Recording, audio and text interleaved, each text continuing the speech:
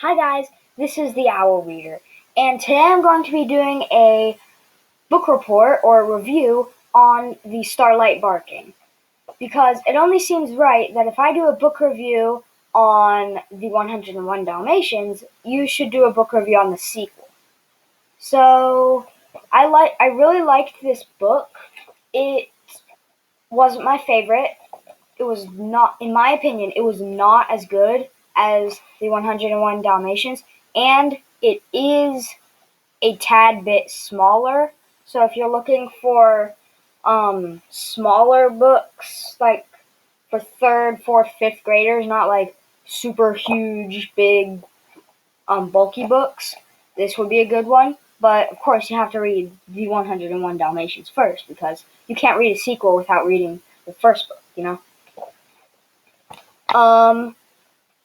As usual, Dodie Smith does a great job holding you captive, hooking you so that you can't leave the book. So you start the book, you gotta finish it. Like, it just captures you. So congratulations to Dodie Smith again on writing this awesome novel. It is, as I said before, it is the sequel to the 101 Dalmatians, which I really, really liked. It was an awesome book. So, the summary of the story is one day Pongo and Mrs. wake up and they discover that the Dearleys are sleeping in way too late. Like, they slept in way too late. Like, it's 10 o'clock, which is really late for their family. And they try waking them, but they just stay asleep. They can't be woken. So, they go down to the farmhouse near their house, and they ask the sheepdog there if he has any advice. And he said his humans were sleeping as well.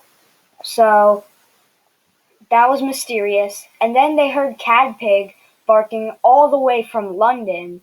And she said, "Oh, on this mysterious morning, instead of just barking like regular, you can communicate through thought waves." So she could communicate like a long distance with she could communicate a long distance using her mind waves. It was a very odd, abnormal morning. And Mrs. had a dream the night before about a really bright star, so that was suspicious. Anyways, Cadpig told them to meet her in London as soon as possible, so Pongo and Mrs. set off for London, and they discovered they could fly, an odd phenomenon they named swooshing. Which made them go very fast. So they got to London in 1 to 3 hours, and it was packed with dogs. So they went to Cadpig, and she explained the situation. There was something odd going on this morning. They thought it might have been Cruella, but it wasn't Cruella, because later, they went to Cruella's house, and she was upstairs sleeping like the rest of the humans in the world. Okay, so one day, Pongo and Mrs. were sitting by Cadpig, and Pongo really wished the TV was on, and pop, it just turned on like magic. It was cool. And then a weird voice said, that all of the dogs needed to be somewhere where they could see the sky by midnight, or it would be most unfortunate for them, which is scary. So after they did that, they made arrangements, and all of the dogs in London went to a big area where they could see the sky. Okay? And then at exactly midnight,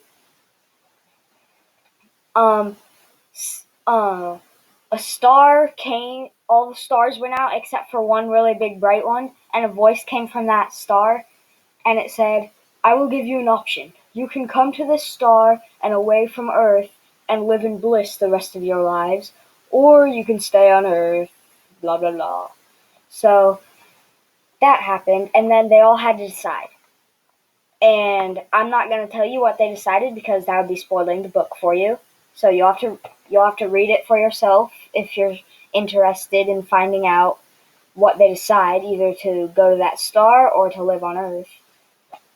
And that's basically the summary of the story. Now for the owl ranking, owl rating. Last video, the fifth criteria, I spelled appropriateness wrong, I think. So sorry about that. But anyways, narrative slash plot. As I said before, this was a great book. Dodie Smith did a great job of keeping me interested once again. But it was not as good as 101 Dalmatians, just because, like, I don't really know how to say this. It just wasn't as super-duper exciting. So I think I'm going to give narrative slash plot a 3 out of 5. Which is still good, just not top-notch perfect. And character development. I don't really know what to look at for character development, because in a sequel, like, most of the main characters are already developed, and the main characters from the last book are in this book, so there's really not much developing to do. So, character development, it was pretty good. They added some new characters, and they developed those well, so I'm giving character development a 4 out of 5.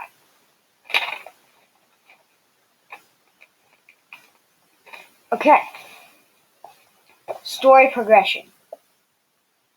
Just like 101 Dalmatians, Dodie Smith did an excellent job with this. Excellent. It went along smoothly, wasn't super slow, it wasn't too fast. Story progression is a 5 out of 5.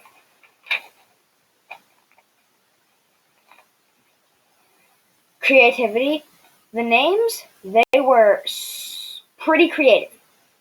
As I said last time, Cruella was in this, but with the author's creativity, like most sequels, the bad guy in the first book actually isn't the bad guy. So, spoiler alert, Cruella is not the bad guy. He thought up a completely new person, which isn't really the bad guy. He's just the guy who's causing all this weird sleepiness behavior. So, creativity, I'm giving it a 4 out of 5. Appropriateness, 5 out of 5. Like 101 Dalmatians, there was pretty much nothing inappropriate in it. So, appropriateness is a 5 out of 5. And now for the overall owl ranking. It is 4.2. The overall owl ranking is 4.2. If you remember, the overall owl ranking of the 101 Dalmatians was 4.4. So in total, these books are pretty close, but in my opinion, 101 Dalmatians is just a tad bit better. Anyways, see you next time. Bye.